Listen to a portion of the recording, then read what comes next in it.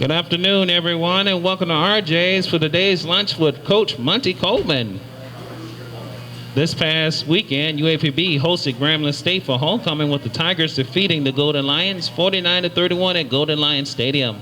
This week, the Golden Lions will travel to Itta Bena, Mississippi to take on Mississippi Valley State in a 1 p.m. start at Rice-Titan Stadium. The Delta Devils were off this past Saturday, but in their last outing, the Delta Devils defeated Alabama A&M 27-24 at Lewis Cruz Stadium in Normal, Alabama. At this time, we ask the players to introduce themselves to the media. Mr. Brandon Duncan. Brandon Duncan, sophomore quarterback, Long Island, New York. Willie Duncan, junior linebacker, Detroit, Michigan. All right, at this time, we ask the players to have opening comments, talk a little bit about playing Grambling this past weekend, and talk about playing Mississippi Valley. Mr. Duncan, Willie. Playing Grambling this weekend, it was tough. We lost. We started out fighting, but once that Hail Mary before the halftime, it kind of boosted Grambling's momentum, but we're starting to put that game behind us. We got Mississippi Valley ahead of us, and we're looking forward to it. All right, Brandon Duncan. This past Saturday, we saw a lot of flashes of greatness,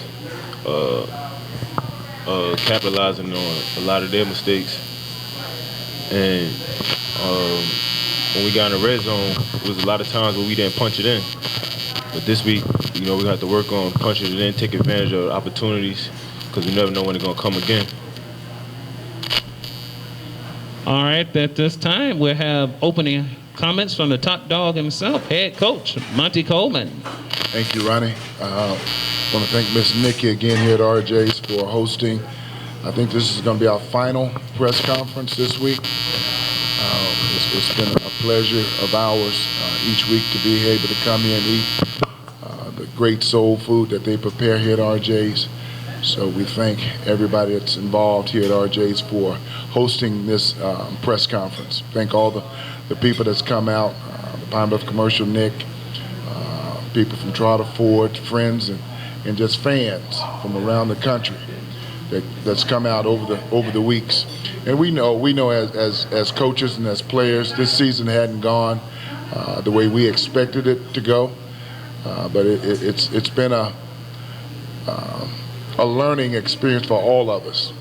If we could predict right how the season could go, trust me, we would predict something a lot better than where we are right now. But sometimes we've got to go through some adversity in order for us to achieve some of the goals that we want to achieve. So this year has been an adverse year for us, but we will come back. Like I said in another conference that I was in earlier in the week, that the thing that I admire about these young men, it would be very easy when you're 1-8 to just quit. Human nature kind of pushes you that way. When you're 1-8, you say you don't have anything to play for and you just kind of lay down. But if you were at the game last week against Grambling, you saw that there's no quit, nothing but fight in these young men, and it makes me real proud to be a coach associated with the type of players that we have. And I'm proud of these two guys with the leadership that they're showing on the field. Brandon on the offensive side and Willie on the defensive side. But last week's game against Grambling was disappointing. Watching them on film, understanding that they're the #1 team in the SWAC. They have not lost a game in the SWAC. We know it's going to be a very tough football game. We had a good week of preparation for the game, and I thought we came out and we played well. We didn't play well enough to win the football game, but we played well. One of the reporters after the game asked me, he said, "Is there such thing as a moral victory?" And I said, no, not for us. We either win or we lose. Unfortunately, we lost. But there are a lot of good things that came through this game. And those are the things that I want to talk about today. Mr. Brandon Duncan, over the last few weeks, this is his third start. He started his college career starting-wise against Prairie View, put up some good numbers against Prairie View, but surpassed those numbers. He passed for, I think it was 459 yards in this ball game. Now, the thing that I want us to understand is we're playing against the number one team in the SWAC, and he was able to do that against the number one team. He actually combined for almost 500 yards. He had 41 yards rushing. So he almost by himself had a total of over 500 yards against the number one team. And you'll hear me say that a lot today because Grambling's a good football team, but those are some of the positives. Willie Young had 181 yards receiving in this ball game. He set a school record. He surpassed Raymond Weber. Raymond Weber had a school record of 10 receptions in one game. Willie Young had 12 receptions in one game, which is a school record, which is great. Hawkins, John Hawkins had, I brought my stat sheet. I had 180 yards, 108, excuse me, catching the football. On how many receptions? 5 receptions for 108 yards. So that's remarkable. Willie Duncan has led us week in and week out. He surpassed the 100 tackles this past game. He had 12 tackles, and I think he had 6 unassisted tackles. So he had a total of like 18 tackles in this ball game, and he went over the mark of 100 yards. There's a lot of good things that's happening with us, you know. And the most important thing is, like I said just a minute ago, there's no quit in these guys. We are a young football team. We are at a deficiency with scholarships, but the thing that these guys do week in and week out, they give us their best, and that's the thing that makes me the proudest to be a part of. That they continue to give best when human nature say just opposite. So if we can give these guys, along with their teammates that's not here, let's give them another round of applause if we can. This week is going to be probably the most, I fear, teams that's like us. Valley's won one football game. They beat Alabama A&M last week, I think by a margin of 3 points. They too are a hungry football team. And I think I would rather play the Gramblings because sometimes when you're ahead like that in wins and losses, sometimes you can get a little complacent. When you have nothing else to do but go out and win, nothing to lose, that kind of frightens me. And I think that's what kind of hit Prairie View in the mouth with us, also Grambling with us. We had nothing to lose but go out and play hard, and that's what we did. And so I expect a good football game against us in Mississippi Valley. The thing that we want to do, we want to get our first SWAC victory this week over Mississippi Valley. And, of course, they want to get their second SWAC victory. So it's going to be a great football game at 1 o'clock down in Enabina, Mississippi, against Valley. And if you got the time, I would suggest come on out because it's going to be a good football match. Good weather. Good weather. All right. All right, at this time, we open up for Q&A. Mr. Sullivan. Nick Sullivan, Pine Bluff Commercial.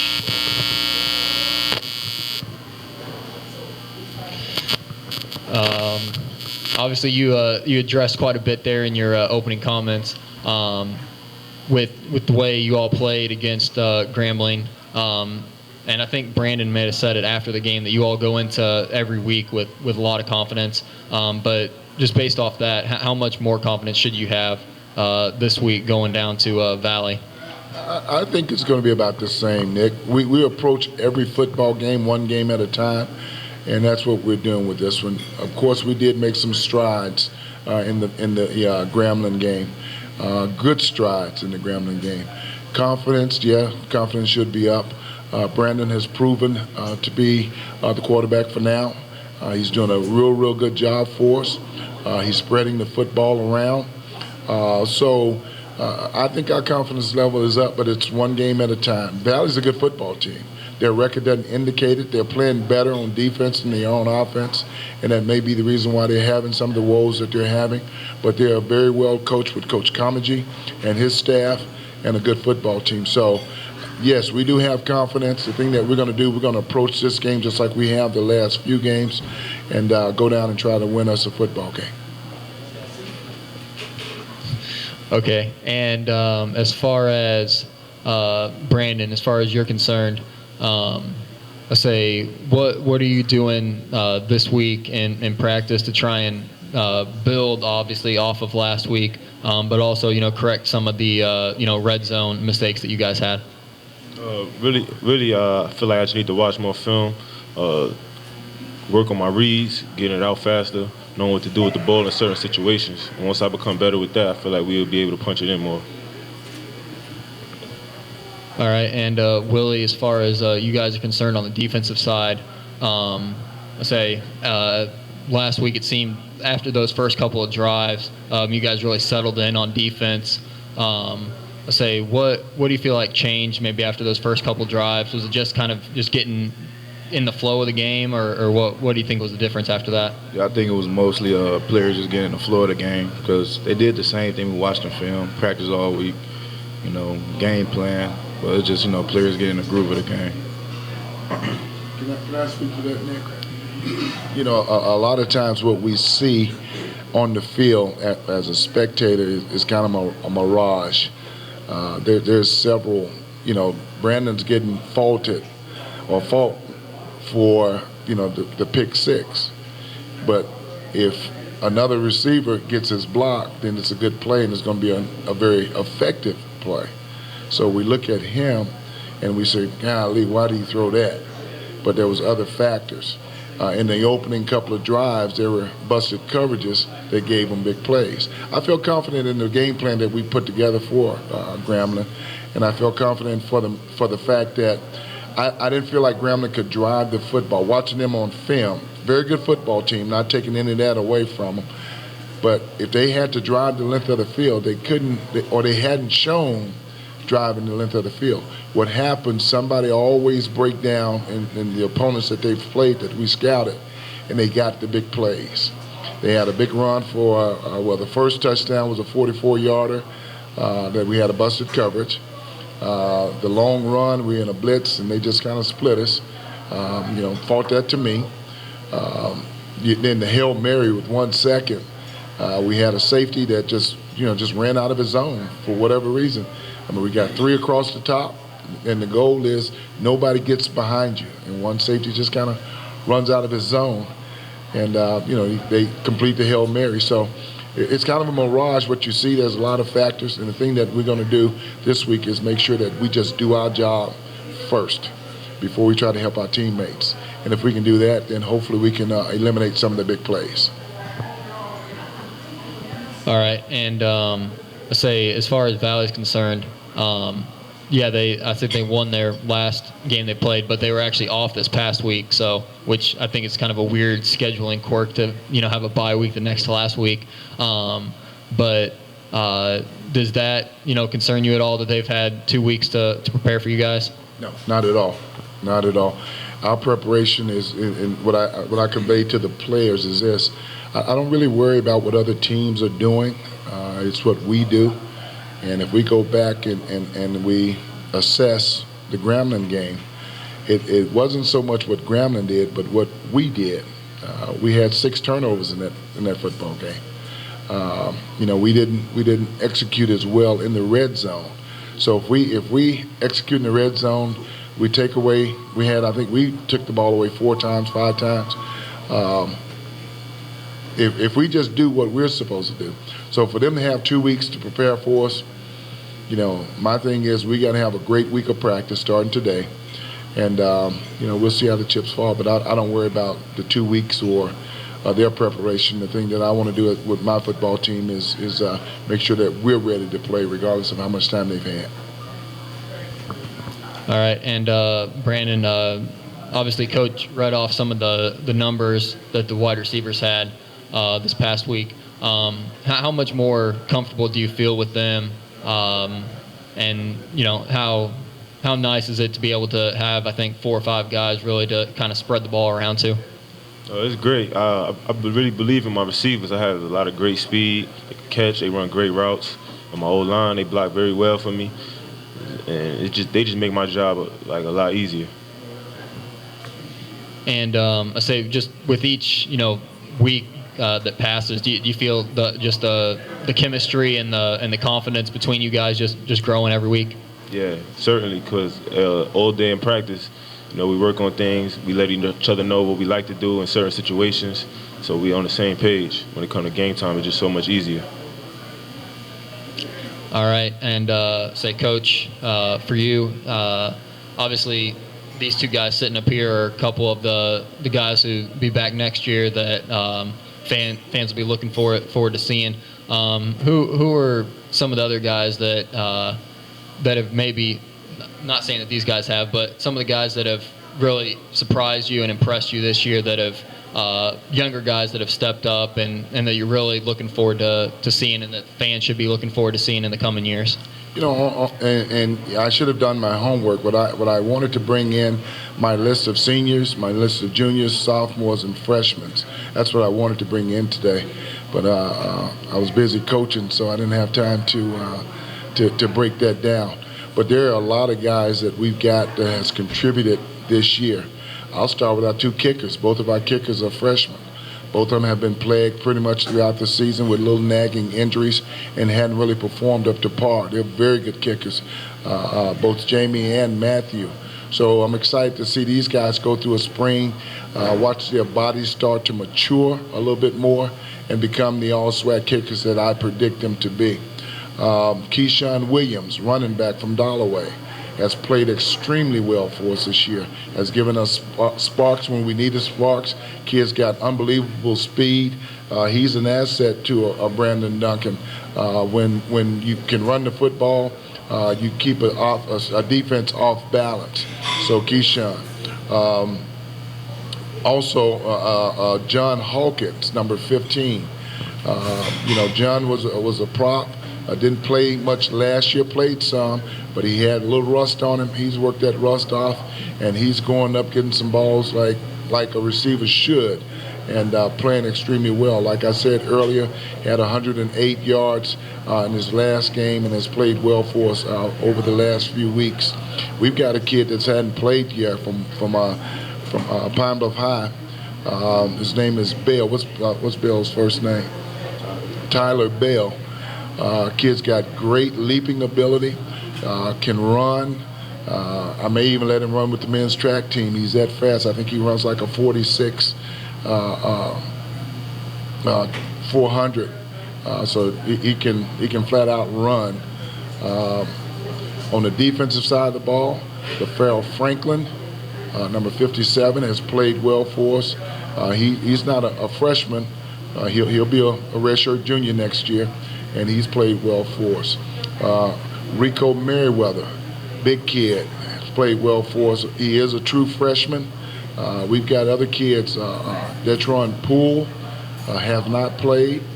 So there's a whole host of guys. Munson, we've got a guy by the name of George Munson that we're holding back a true freshman running back that can flat out run the football. So there's a lot of guys, and what it's going to take is guys like Willie and Brandon to continue their leadership with these young guys next year. There's a whole host of them. We've got 5 on the offensive line. We've got 4 on the defensive line. So it's promising next year. It looks good on paper. The thing we've got to do, we've got to come out and we've got to play. All right, thank you, Coach. Are there any more questions for Coach or the players? Step forward, please. Bubba Pettigrew, fan. First, Coach, let me compliment these 2 young men you have with you. Brandon, we as fans were nervous this year. We just, and it seemed like as the season progressed, there was no clear-cut quarterback stepping up. But as a fan, I'm convinced that until you graduate, we got our quarterback. And young man, now Ben Anderson was a special friend of mine, and he could throw the ball. That was one of the things that he could throw and run. What you did Saturday showed that you are all SWAC potential. You know, next year I can't wait to see what you do. Willie, I knew at the beginning of the year that you were going to be special when it came to tackle. You started off doing 10 to 15 tackles per game. I kept up with you. Now, I didn't know exactly how many you were getting, but the little counting I was doing, I knew you were hitting 10 and 12 tackles per game. And we, as a school, I've been watching the football team since the 60s. We've always had a bad middle linebacker. You're living up to it, brother, here. You are a bad middle linebacker. And I can't wait to see you outdo yourself next year here.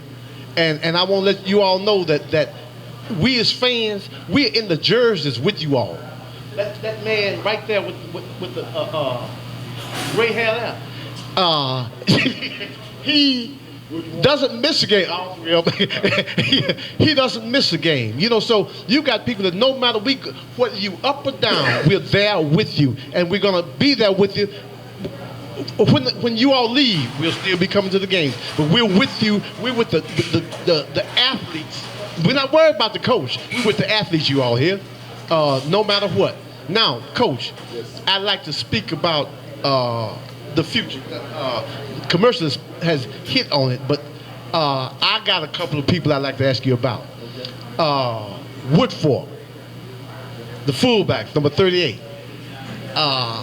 It's been a long time since I've seen somebody with that kind of potential. Number 11, Dante, running back. He's a pretty big young man, you know, and he might want to be in the bigger of the running backs. I see a lot of potential in him. Williams, Keyshawn Williams, lightning in a bottle, you know. So I see that potential. Now, the question I have for you is, I think we're losing both defensive ends. Yes. Who do you have to step up into their positions? Actually, we've got two guys that are playing for us right now and actually playing pretty good. We've got a young man by the name of Strout, he's a freshman, and he's probably second right now on the team in sacks and played well for us in this ball game. But he has been rotating in for Barry or for John Trill Lockett. The other guy is Eric Reed, big kid, about 6'5", weighs probably about 250, 55, somewhere in that range. He was redshirted last year, so you know he's working off some of the rust this year. But both of those guys have shown great promise to come in. Now, my theme or my key word for next season, Bubba, is going to be balance. And the reason why I use that word is because we've got a great host of young ball players that will help us tremendously next year. The thing that we've got to do is we've got to go out and recruit some junior college kids to come in to balance us off with a better average of experience and youth. Even though a lot of the young guys are getting the time that they need to SWAC hours, they're still young. So the thing that we want to do is get a great balance of young guys, of older guys to come in to add with the newer guys, because we will lose some guys. I think we'll lose, 3 off the offensive line, two or three. We'll lose 3 off the defensive line just alone. So, those are areas we've got to pay close attention to. And those are areas that we pay close attention to every year. The only thing is, when you're dealing with offensive and defensive linemen, every school in the country, there are premiums for them. So when you find the ones that can play trust me and believe me that every school around here is trying to get that same ball player, but it doesn't deter us from trying to get them also. Some we do get and some we don't get, but we'll continue to try to build up the offensive line and the defensive line. Coach, what is your situation? And I'm not as familiar with this. I think that Rucker, number 22, is a senior. Yes. David White, number 1, I don't know. I think he's a junior. Yes, he's got another year. Okay. What is your secondary situation? Actually, Dave has 2 years. He's a sophomore. Good. Okay. And my last question is concerning Todrick Pamplin, your center. Yes. He was hurt. Was it game before last? And he sat out last game. Will he play the next game? And what is your future at center? We replaced our guard with the center, Mr. Knighting. And he did a good job for us, did a real good job for us. So that's what we've done. We've kind of bounced those guys around. We've got a couple of young guys that can also snap.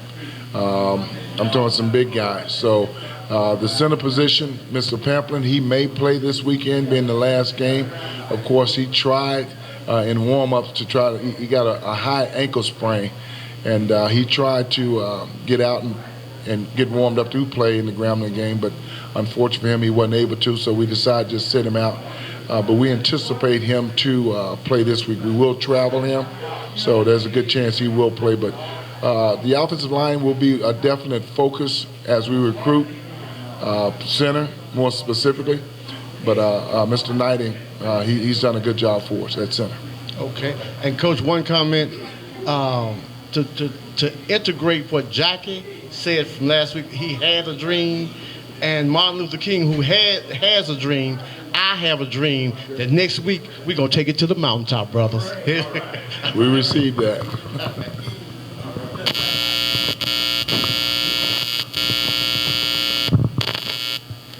Are there any more questions for Coach or the players? Even though the dream did not come true last week, your effort was very much appreciated. I will be down there in Mississippi, and I would love to take home a victory back to Chicago. Thank you very much.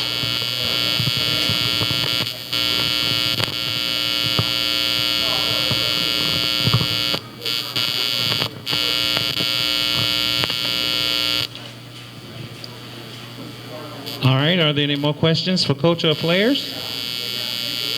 All right, once again, we'd like to thank you for coming out and having lunch with us.